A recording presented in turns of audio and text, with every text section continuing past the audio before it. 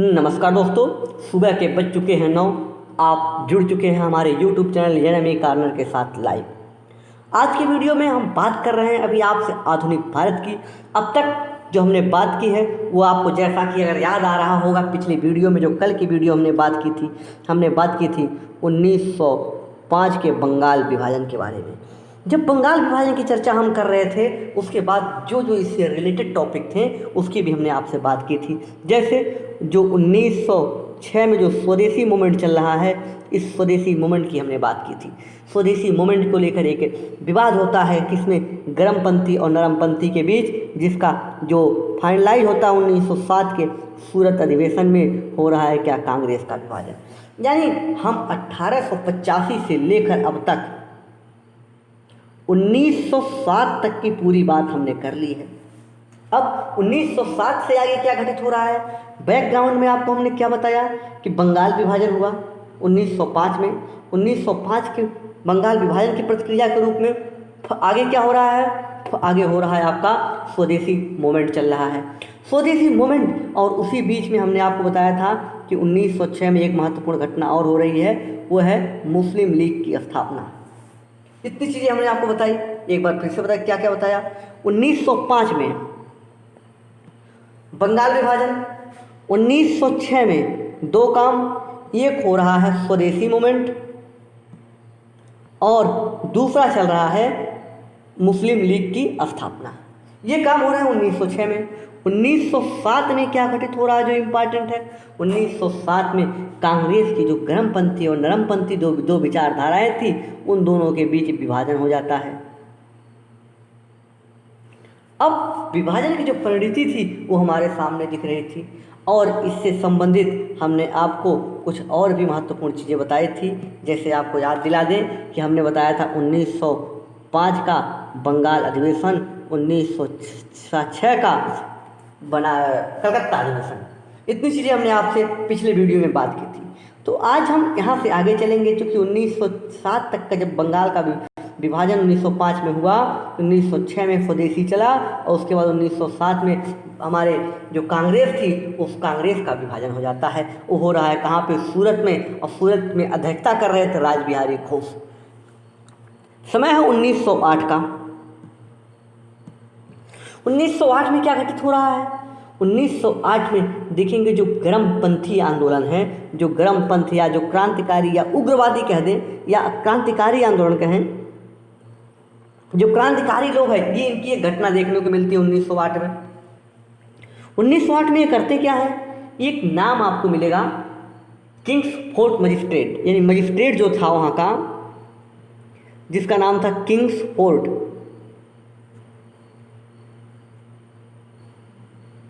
Kings fort magistrate की बग्घी पर दो लोग बम फेंकते हैं। वो कौन कौन है, आइए यहाँ से समझने, चित्र से देखने की कोशिश करते हैं। आपको इमेज में दिख रहे हैं, ये है महोदय Kings fort. Kings fort magistrate थे।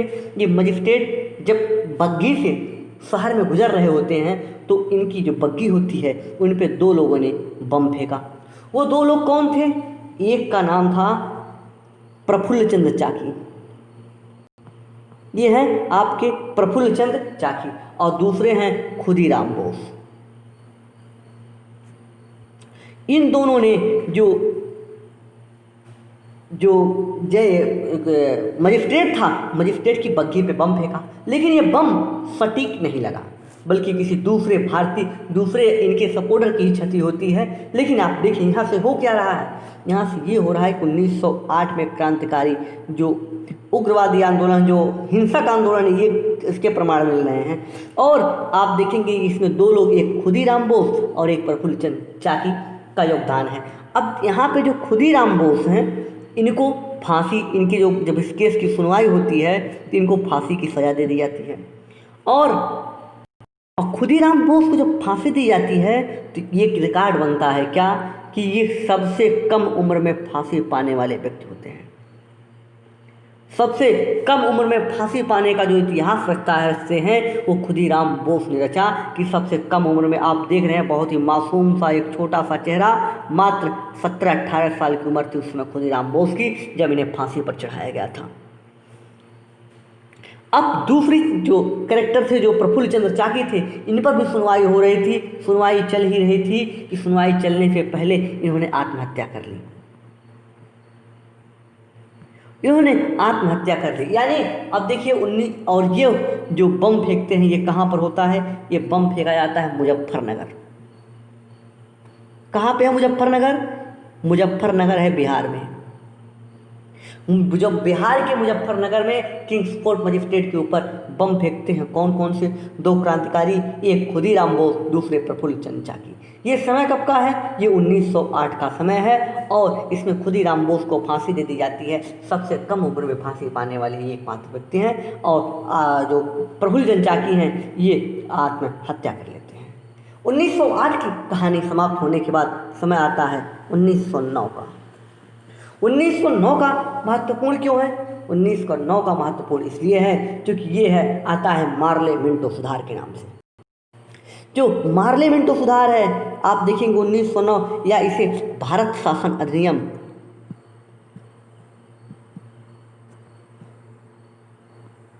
1909 के नाम से भी जानते हैं।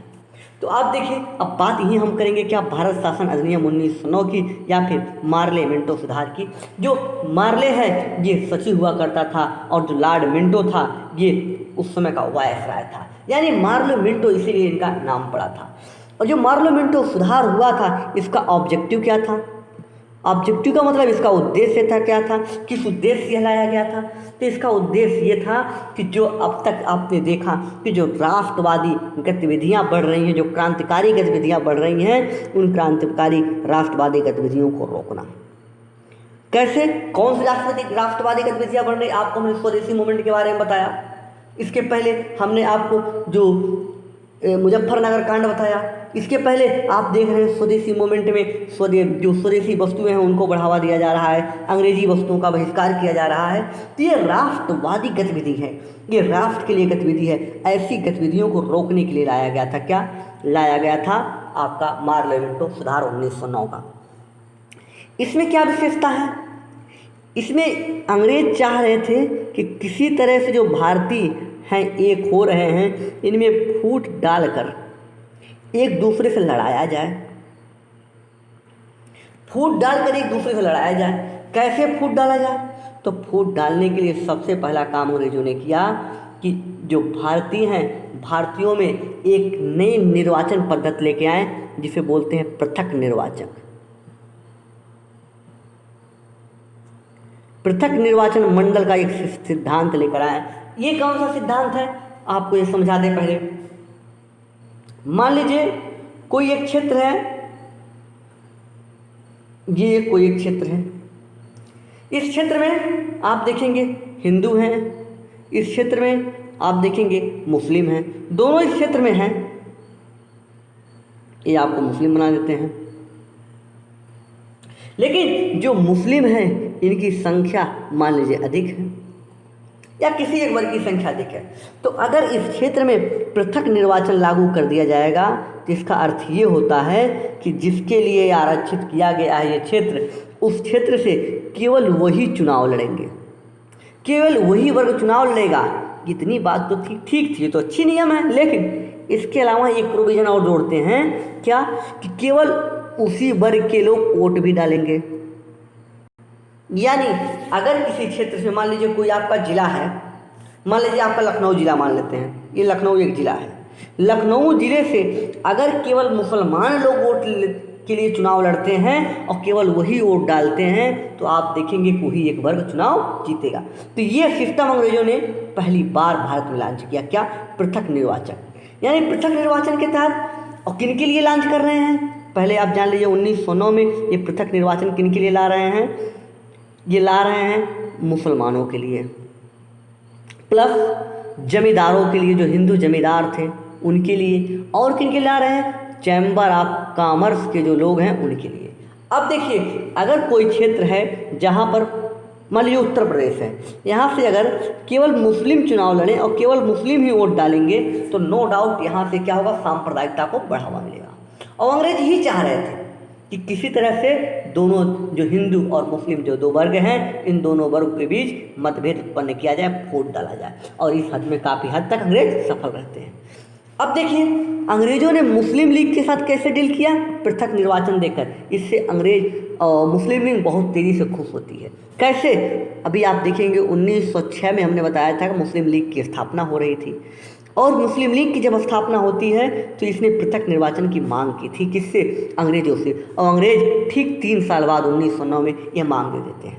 लेकिन यही कांग्रेस देखेंगे कईयों साल से मेढक की तरह टर कर रही है, जो कह रही है कि हमें आप दे दीजिए क्या, स्वशासन, लेकिन अंग्रेज देने से रहे। हर बार उन्हें गोली पढ़ा देते हैं, कोई हल्की फुल्की रिफॉर्म कर देते हैं और ये लोग खुश हो जाते हैं।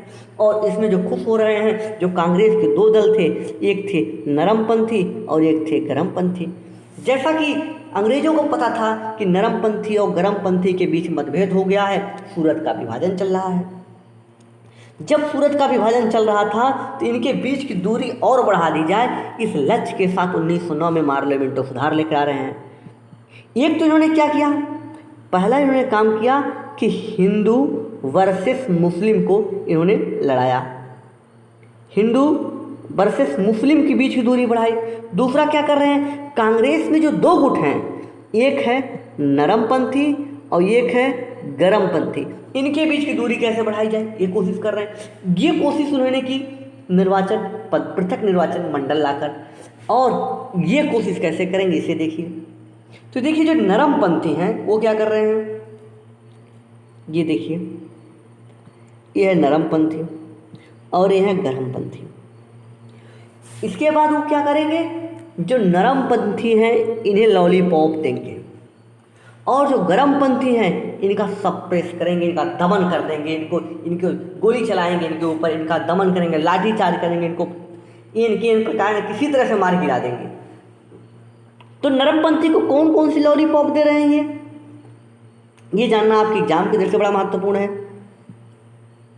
नरमपंथी को कौन कौन सा लॉलीपॉप दे रहे हैं, तो देखिए सबसे पहला जो लॉलीपॉप इनको मिल रहा है वो क्या है, सबसे पहले इन्होंने किया कि जो इंडिया काउंसिल ऑफ ऑफिस है, इंडिया काउंसिल ऑफ ऑफिस है, इसमें 2 भारतीयों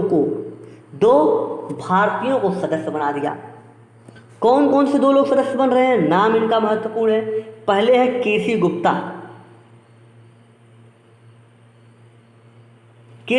गुप्ता, दूसरा नाम है सैयद हुसैन बिलग्रानी।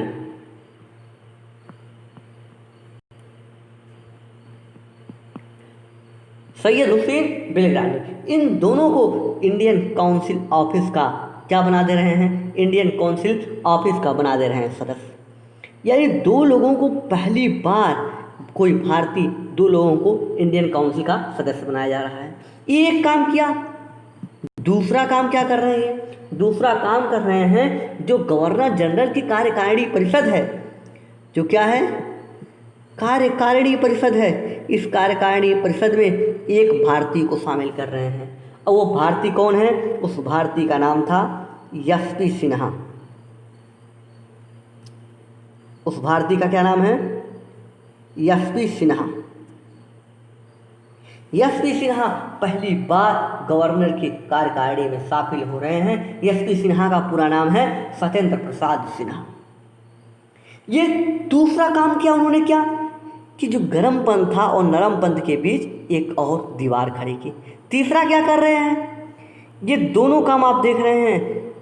अब तक जो गरमपंथ को लॉलीपॉप दे रहे हैं, तीसरा क्या कर रहे हैं, इन्होंने जो विधान परिषद है, विधान परिषद की जो सदस्य संख्या है उसे बढ़ाकर उन्होंने 69 कर दी कि अब और विधान परिषद में लोग भाग ले सकते हैं।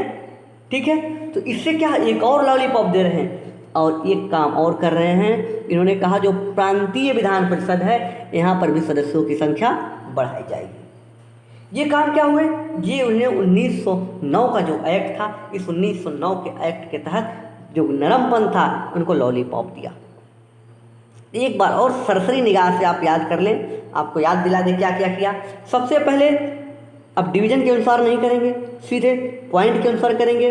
सबसे पहला क्या कर रहे हैं वो, सबसे पहला जो कर रहे हैं, हमने आपको बताया कि उन्हें पृथक निर्वाचक सिद्धांत दिया। दूसरा काम इन्होंने क्या किया, जो 2 भारतीय थे इंडिया काउंसिल में उन्हें सदस्यता दी। एक का नाम केसी त्यागी है, दूसरे का नाम है सैयद हुसैन बिलग्रामी। तीसरा काम क्या कर रहे हैं, तीसरा काम कर रहे हैं जो गवर्नर जनरल की कार्यकारिणी परिषद है उसमें एस.पी. सिन्हा को सदस्यता दे दी।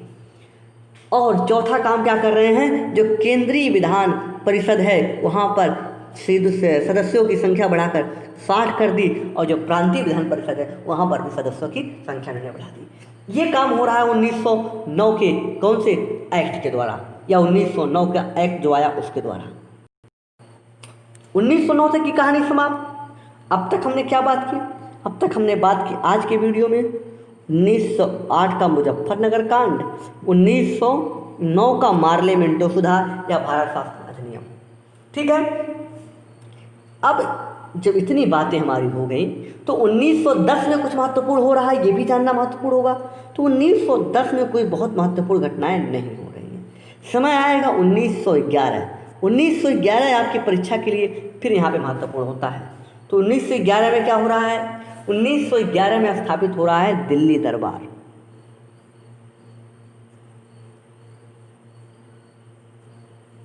उन्नीस सौ 11 में आयोजन किया जा रहा है दिल्ली दरबार का। दिल्ली दरबार क्या है, जी हाँ बिल्कुल आपको जानना महत्वपूर्ण है। देखिए, यानी जब कभी भी ब्रिटेन के महाराजा या महारानी भारत में आते हैं और खास दिल्ली में, तो एक बड़ा सा दरबार लगता है उनको देखने के लिए, उनके स्वागत के लिए, तो इसे ही दिल्ली दरबार के नाम से जाना जाता था। तो देखिए 1911 का समय है। 1911 में आ रहे हैं कौन, 1911 में आ रहे हैं जॉर्ज पंचम।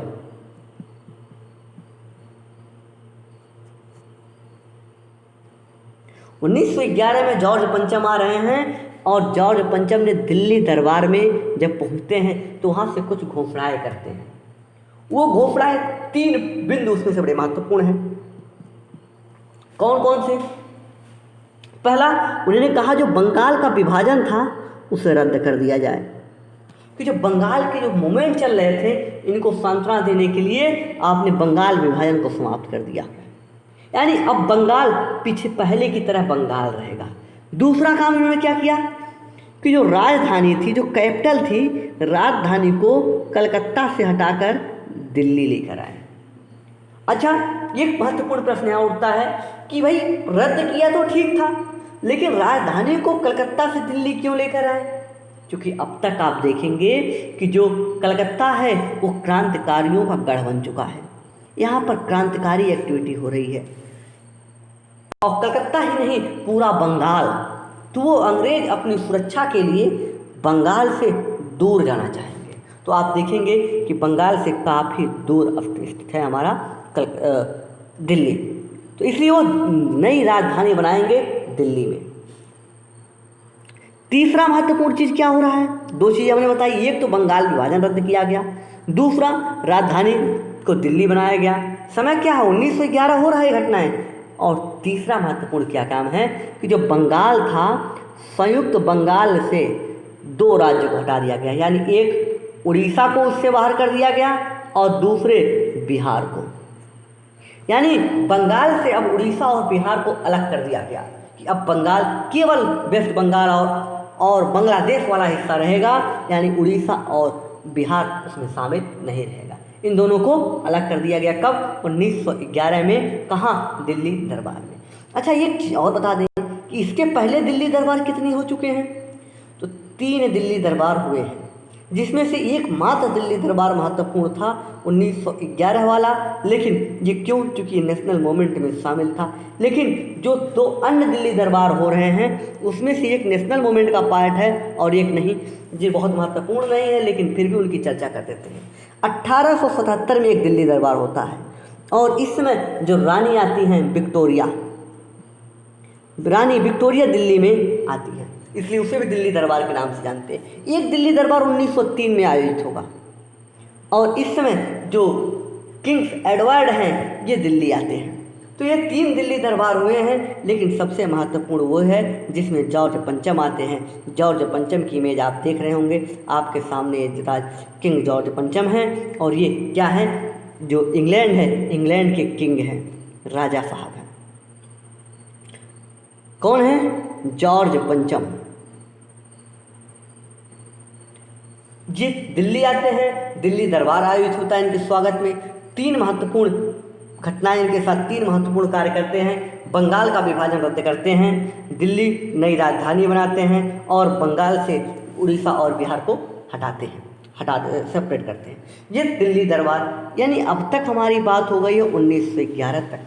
फिर आइए एक बात जहाँ तक हम बात कर लिए हैं, हम आज की वीडियो में बात किए थे 1908 की, मुजफ्फरनगर कांड की, 1909 की मार्ले मिंटो सुधार की, 1910 में कुछ हुआ नहीं, 1911 की दिल्ली दरबार की। अब बात देखिए 1912 में क्या हो रहा है। 1912 में आप देखेंगे ये घटना और छोटी सी घट रही है जो आपके लिए महत्वपूर्ण है। 1912 देखिए, आइए इसी पीपीटी में काम चलाएं। 1912 में चांदनी चौक बम कांड हो रहा है। कौन सा? चांदनी चौक पर।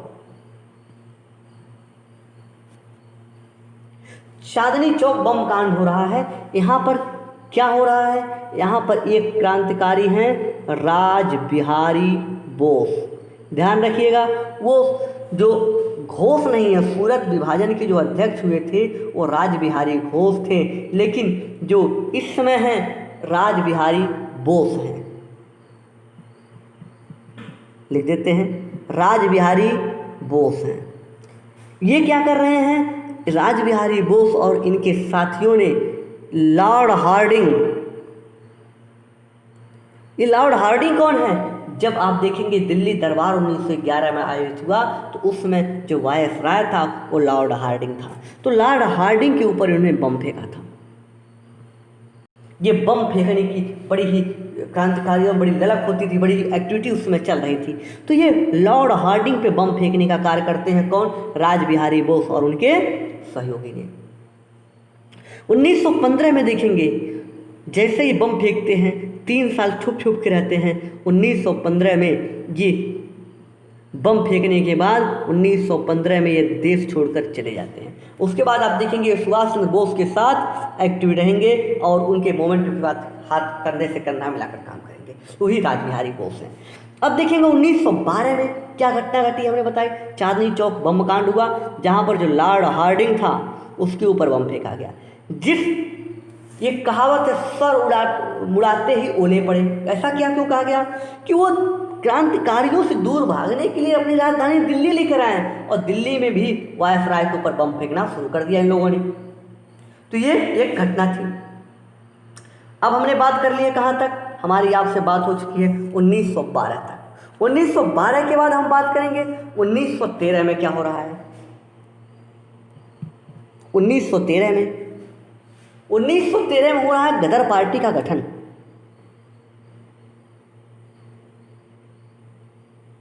गदर पार्टी की स्थापना हो रही है। कहाँ पर हो रही है? ये हो रही है अमेरिका में, यूएसए में। अच्छा, कौन कर रहा है? करने वाले का नाम है लाला हरदयाल। और कौन है इनके साथ? इनके साथ है सोहन सिंह भाखड़ा। और कौन इनके साथ है? बरकतुल्ला। ये 3 महत्वपूर्ण नाम हैं जो गदर पार्टी से जुड़े हुए हैं, लाला हरदयाल, सोहन सिंह और बरकतुल्ला। यूएसए में कहाँ पर इसका हेडक्वार्टर बनाया? सैन फ्रांसिस्को में इसका हेडक्वार्टर बनाया। गदर पार्टी की स्थापना हुई और यहाँ से उन्होंने कुछ समाचार पत्र निकाले।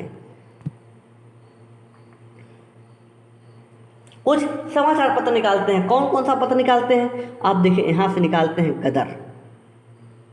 गदर समाचार पत्र का उन्होंने प्रकाशन किया। किस भाषा में? एक तो उन्होंने किया इंग्लिश में, इंग्लिश में नहीं किया। एक तो किया उन्होंने पंजाबी में और दूसरी किया उन्होंने उर्दू में। गदर पार्टी तो समाचार पत्र था, गदर पार्टी ने गदर नामक समाचार पत्र निकाला और किस भाषा में? एक पंजाबी में और एक उर्दू में, दोनों भाषाओं में निकाला। और गदर पार्टी के संस्थापक कौन थे? 1913 में इसकी स्थापना करते हैं लाला हरदयाल, सोहन सिंह, बरकतुल्ला। इन तीनों में से किसी का नाम मिले या तीनों मिले तो आंख बंद करके आप मारिएगा, ठीक है। 1913 के तक की घटनाएं आपने देखी। अब घटना हम देखेंगे कब, 1913 में। अच्छा यहाँ पे देखिए इमेज लगा हुआ था, मैं दिखा नहीं पाया। गदर पार्टी का आपको इमेज ये दिख रहा है, ये गदर पार्टी का लोगो हुआ करता था। और गदर पार्टी में कौन से लोग शामिल थे, एक बार फिर आपको बता दें। गदर पार्टी में शामिल थे 3 नाम, कौन से, लाला हरदयाल, सोहन सिंह और बरकतुल्ला। कब हो रहे हैं, गठन कब हो रहा है, 1913 में। समाचार पत्र कौन सा निकाला, गदर। इतनी बातें आपको हमने यहाँ पे बताई। अब 1913 तक की घटनाएं आपने देखी। हमने आपको आज की वीडियो में कौन सी घटना बताई, यहाँ पे आप देख लें। हमने बताया सबसे पहले 1908 का मुजफ्फरनगर कांड। क्यों आपको बार बार ये याद दिला देते हैं, क्योंकि एक प्रश्न तो ऐसे ही पूछ लेता है घटनाओं के सीक्वेंस को लेकर। फिर 1909 में मार्ले मिंटो सुधार, फिर 1911 में दिल्ली दरबार, फिर 1913 में गदर पार्टी की स्थापना। ये 4 चीज़ें अभी तक हमने आपको इस वीडियो में डिस्कशन की। आइए इस वीडियो के अगले पड़ाव में चलते हैं, जहां पर हम बात करेंगे प्रथम विश्व युद्ध की। जो प्रथम विश्व युद्ध हो रहा है, ये कब हो रहा है, प्रथम विश्व युद्ध का जो समय है आप देखेंगे 1914 से लेकर 1918 तक है। क्योंकि 13 तक की कहानी हमने आपको, चाहे विदेशी मूवमेंट हो, चाहे इंडियन हो, चाहे क्रांतिकारी हो, चाहे कांग्रेस का आंदोलन हो, एक तरफ से हमने कवर किया है। क्यों, हमारा टारगेट है कि जो इस तरह सीक्वेंस वाइज प्रश्न आए उसे आप कवर कर सके बड़े आसानी से। तो अब देखिए 1914 से 18 के बीच कौन सी घटना हो रही है, 1914 से 18 के बीच चल रहा है वर्ल्ड वार। इसमें आप देखेंगे एक जो मित्र देश है वो दूसरा देश उस तरफ से लड़ रहे हैं। मित्र देशों के साथ हैं अंग्रेज। इसकी हम बात आपसे करेंगे अभी डिटेल में, आगे कभी बात होगी जब हम कुछ और टॉपिक कवर करेंगे, सेकंड वर्ल्ड वार कवर करेंगे तो हाँ डिटेल बात करेंगे। लेकिन इन घटना का भारतीय रेफरेंस क्या है, देखिए जब प्रथम विश्व युद्ध हो रहा था तो जो भारतीय थे ये सोच रहे थे कि अगर इस युद्ध में हम अंग्रेज़ों का साथ देंगे तो अंग्रेज हमारे लिए कुछ अच्छे उपहार लेकर आएंगे। और उपहार में क्या, उपहार में वो देंगे हमें स्वशासन, हमारे अंदर क्या करेंगे, हमारे यहाँ सुधार करेंगे, अच्छे सुधार। लेकिन इसी सुधार की भावना से आप देखेंगे न सिर्फ कांग्रेस के लोग बल्कि कांग्रेस के जो बाहर थे वो लोग भी पूरी तरह से अंग्रेजों का सपोर्ट करते हैं। इसमें आप देखेंगे 2 महत्वपूर्ण नाम हैं, एक तो है नरमपंथी, ये सपोर्ट कर रहे हैं, और दूसरे महात्मा गांधी। महात्मा गांधी का अगर जिक्र पहली बार अभी आया है यहाँ पर तो इसकी हम बात कर लें। 1915 में गांधी वापस आ चुके हैं।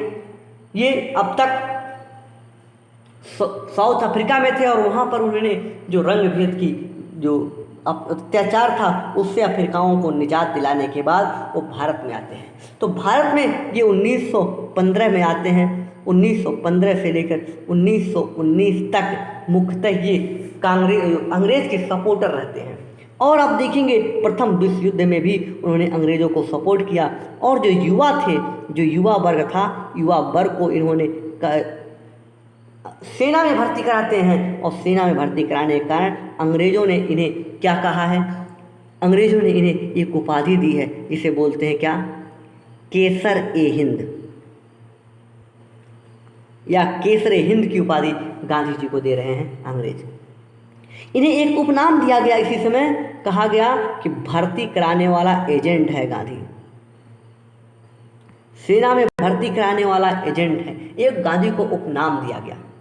ठीक है, इतनी बातें अब स्पष्ट हो गई हैं। कहाँ तक हमने बात कर ली, हमने बात कर ली 1914 तक। 1914 में ये घटना और घटित हो रही है। वो कौन सी घटना है, वो घटना है आपकी कामागाटा मारो। ये घटना में क्या हो रहा है, ये घटना कब की है, ये भी है 1914 की। इस घटना का क्या संबंध है, ये घटना भी विश्व युद्ध से जुड़ी हुई है और विश्व युद्ध के साथ जुड़ने के साथ इसका संबंध भारत से भी है। तो देखिए जो ये आपको दिख रहा है कामागाटा मारो, ये क्या था, कामागाटा मारू एक जहाज था। ये कहाँ का जहाज था, ये जापान का जहाज था।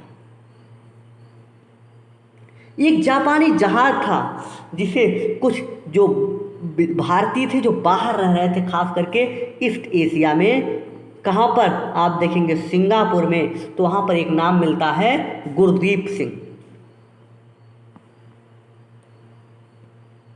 गुरदीप सिंह नामक एक भारतीय ने जो जापानी एक जहाज कामागाटा मारू नामक एक जहाज को उन्होंने किराए पर लिया और किराए पर लेकर इस जहाज को वो निकल पड़े। कहाँ पर? वो निकल पड़े कनाडा की तरफ। कनाडा में ये हिस्सा आप जो देख रहे हैं यहाँ पर एक द्वीप है जिसका नाम है वैंकूवर। ठीक है, अब देखिए कनाडा वो निकलते हैं कहाँ से? इस क्षेत्र से। ये कौन सा क्षेत्र है? यहाँ पे आप देखेंगे इंडोनेशिया, यहाँ पे देखेंगे मलेशिया, सिंगापुर, ये क्षेत्र है। तो ये सिंगापुर से निकलते हैं तो क्या लेकर? ये जापानी जहाज जिसका नाम क्या था? कामागाटा मारू। कब निकल रहे हैं? 1914 में, जब विश्व युद्ध चल रहा है। वो निकल कर पहुँच रहे हैं कहाँ? वो पहुँच रहे हैं कनाडा में। लेकिन कितने लोगों के साथ? टोटल 376 लोगों के साथ, अपने और खुद सहयोगी 376 के साथ ये जापानी जहाज सिंगापुर से लेकर कनाडा जाते हैं। कनाडा ये पहुंचते हैं जब वैंकूवर द्वीप पर, तो यहाँ पर कनाडा की सरकार ने उन्हें कनाडा में प्रवेश से मना कर दिया या प्रवेश करने नहीं दिया। ये घटना क्या होती है? जब प्रवेश करने नहीं देते हैं तो ये 376 भारतीय फिर वहाँ से जिस तरह से गए थे उसी तरह यहाँ से फिर ये वापस आते हैं। और अब की बार वापस आकर सिंगापुर में जाकर ये जाते हैं कहाँ पर? कलकत्ता के पास एक बंदरगाह है जिसका नाम है बजबज। ये जाते हैं बजबज बंदरगाह पर, और बजबज बंदरगाह पर यहाँ पर आप देखेंगे अंग्रेज़ों के साथ इनकी झड़प हो जाती है, और झड़प में अंग्रेज इनका दमन करते हैं, और यहाँ पर देखेंगे टोटल 18 लोग मारे जा रहे हैं। टोटल 18 लोग मारे जा रहे हैं। अब यहाँ से और क्या महत्वपूर्ण है? अभी आप देखेंगे जब स्थितियों से निपटने, इस प्रकार से उत्पन्न स्थितियाँ जो हुई थी उनके निपटने के लिए अंग्रेजों ने 18 लोगों को मार दिया। अच्छा, एक चीज़ और बता देते हैं यहीं पे कि इस थोड़ी सी पीछे और चलते हैं इसी घटना में कि क्यों यहाँ की सरकार ने एंट्री नहीं दिया, या क्यों ये लेकर यहाँ गए, अमेरिका में क्यों नहीं गए। देखिए, अभी कनाडा ने रिसेंटली एक कानून बनाया था कि अगर कोई व्यक्ति या कोई जहाज सीधे अपने देश से नहीं आ रही है, किसी अन्य देश से होकर आ रही है, तो उसे यहाँ पर एंट्री नहीं दिया जाएगा। यानी अगर आप भारत के हैं, भारत से जहाज लेकर कनाडा जा रहे हैं, तो आपको कनाडा की सरकार एंट्री देगी। लेकिन अगर आप भारत के हैं और ऑस्ट्रेलिया में हैं, और भारत के होने के बाद आप ऑस्ट्रेलिया से जहाज लेकर कनाडा जा रहे हैं, तो आपको एंट्री कनाडा की सरकार नहीं देगी। लेकिन इसी समय एक घटना हो रही है कि कुछ लोग जो किसी अन्य देश के थे, किसी अन्य जगह से जाते हैं, उनमें से 35 लोगों को कनाडा की सरकार ने एंट्री दे दिया था। इसी घटना को लोग उत्साहित होकर गुरदीप सिंह 376 लोगों को लेकर कनाडा पहुंचते हैं, और एक घटना घटित होती है कि वहाँ उन्हें एंट्री नहीं देती है। एंट्री न देने के कारण ये फिर वापस आते हैं बजबज बंदरगाह पर, और फिर वहाँ पर 18 लोग मारे जाते हैं। अभी 2018 में जब कनाडा के प्रधानमंत्री भारत आए थे, तो उन्होंने इस घटना को लेकर अपना दुख, खेद व्यक्त किया था। इसलिए आप देखेंगे ये घटना महत्वपूर्ण हो जाती है, खास करके इस समय। और 2018 में यूपीएससी और यूपीपीसीएस ने इससे लेकर प्रश्न नहीं पूछा है। तो हो सकता है कि 2019 का जो मौका था उसमें न पूछ पाए, 2020 में वो पूछ ले। तो इसके लिए आप कमर कसे रहिए, बिल्कुल लापरवाही न कीजिए।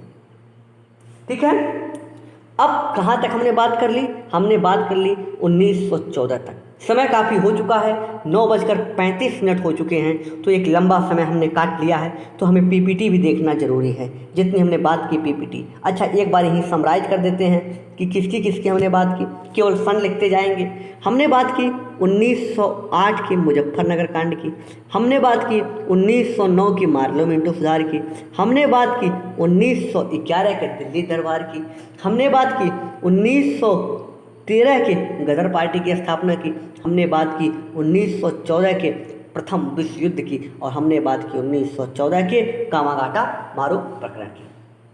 इतनी बातें हमने आपसे आज के वीडियो में की, इतने की हम देखेंगे एक तरफ से सीक्वेंस में पीडीएफ, और उसके बाद इस पीडीएफ के बाद हम चलेंगे अपने वीडियो के अंतिम पार्ट में। ठीक है, एक बार और देख लें। इन 6 सालों की पूरी घटनाओं को हमने कवर किया है, 1908 से लेकर 1914 तक। ये आधुनिक इतिहास में घटनाएं धीरे धीरे कॉम्प्लेक्स होती चली जाएंगी, जिन्हें समझना आपके लिए मुश्किल होगा, इसलिए आप इन्हें क्रम से देखें। तो 1908 में जो पीपीटी हमारे पास है उसमें क्या बताया गया है, देखें। 1908 की पीपीटी में बताया गया है, इसमें पहली चीज़ कि ये है मुजफ्फरनगर का कांड, और यहाँ पर किंग्स फोर्ड मजिस्ट्रेट थे, उनकी बग्घी पर हमला करते हैं 2 लोग, एक हैं खुदीराम बोस, एक हैं प्रफुल्ल चंद्र चाकी। खुदीराम बोस को फांसी दे दी जाती है, और फांसी पाने वाले सबसे युवा हैं, और प्रफुल्ल चंद्र चाकी ने आत्महत्या कर ली थी। इतनी बातें आपको इस 1908 की घटनाक्रम से जानना था। ओके, इसके बाद 1908 के बाद जो अगला घटनाक्रम आता है 1909 का। 1909 का घटनाक्रम क्या कहता है, ये है मार्लो मिंटो सुधार। मार्ले यहाँ का जो सचिव था, और मिंटो क्या था, मिंटो आप देखेंगे वायसराय था। इस सुधार का इसे 1909 के अधिनियम भारत शासन अधिनियम के नाम से भी जाना जाता है, और इसके जो ऑब्जेक्टिव था राष्ट्रवादी गतिविधियों को रोकना था, और फूट डालो राज करो की नीति को आधार बनाकर लाया गया, और अंग्रेजों ने यहाँ पर पृथक निर्वाचन का सिद्धांत पहली बार दिया, और इसके तहत मुस्लिम जमींदार और चैम्बर ऑफ कॉमर्स के लोग जो मुंबई और कलकत्ता के थे, इनको पृथक निर्वाचन दिया। और कांग्रेस के साथ क्या कर रहे हैं, ये नरमपंथी और गरमपंथी दोनों के साथ अलग अलग बिहेवियर कर रहे हैं। नरमपंथी जो सूरत विभाजन के बाद अब थोड़े से ढीले पड़े हुए थे दोनों दल, तो नरमपंथियों को ये उनकी मांगों के अनुसार कुछ लॉलीपॉप देते हैं, क्या कि वो 2 भारतीयों को इंडिया काउंसिल में स्थापना का सदस्य दे, स्थापना की बात करते हैं, जिसमें केसी गुप्ता और सैयद हुसैन बिलग्रामी को यहाँ पर सदस्यता मिलती है इंडिया काउंसिल में। दूसरा, एक गवर्नर जनरल की कार्यकारिणी में एक भारतीय को सदस्य बनाया जाता है, जिसमें सत्येंद्र प्रसाद सिन्हा ये सदस्य बनते हैं। केंद्रीय विधान परिषद की संख्या बढ़ाकर 69 कर देते हैं, और प्रांतीय विधान परिषद की संख्या बढ़ाकर आप संख्या वहाँ भी बढ़ाई जाती है। तो ये आप देखेंगे किसके नरमपंथ के साथ व्यवहार कर रहे हैं, चॉकलेट दे रहे हैं, लेकिन गरमपंथ के साथ गरमपंथ को कुचल रहे हैं। गरमपंथ के साथ वो सप्रेस की भावना लेकर आ रहे हैं, पकड़कर किसी को जेल में डाल रहे हैं, किसी को पीट रहे हैं, किसी के ऊपर लाठीचार्ज कर रहे हैं, ऐसी गतिविधि ये कर रहे हैं वहाँ पर। अब 1909 के बाद समय आता है 1911 का। 1911 में होता है दिल्ली दरबार की स्थापना, दिल्ली दरबार का आयोजन, और यहाँ पर वायसराय होता है हार्डिंग द्वितीय, और इसी समय घोषणा होती है बंगाल विभाजन को रद्द किया जाता है। यानी अब बंगाल से लेके आपको जानना है वायसराय के मामले में 2 चीज़। पहली कि जो बंगाल विभाजन के समय जो वायसराय था वो था लॉर्ड कर्जन, और जब बंगाल विभाजन समाप्त किया गया तो वायसराय कौन था, हार्डिंग द्वितीय। ये चीज़ें आपको जाननी थी। अब 1911 के दिल्ली दरबार में जो आयोजन हुआ, क्या क्या हो रही है, कि बंगाल विभाजन रद्द किया जा रहा है, दूसरा कलकत्ता से राजधानी हटाकर नई दिल्ली लाई जा रही है। कारण भी हमने आपको बताया क्या था, क्रांतिकारियों का अड्डा बन चुका था बंगाल, और तीसरा बिहार और उड़ीसा को बंगाल से अलग किया गया है, स्वायत्त राज्य बनाया गया।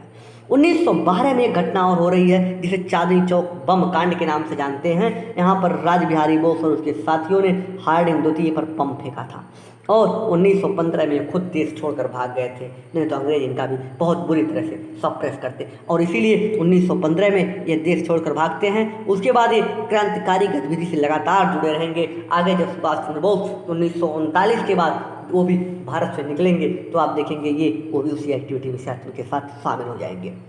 1913 में गदर पार्टी के गठन हो रहा है। गठन करता है 3 प्रमुख नाम, लाला हरदयाल, सोहन सिंह, बरकतुल्ला। कहाँ पे कर रहे हैं ये गठन कर रहे हैं, सैन फ्रांसिस्को अमेरिका में।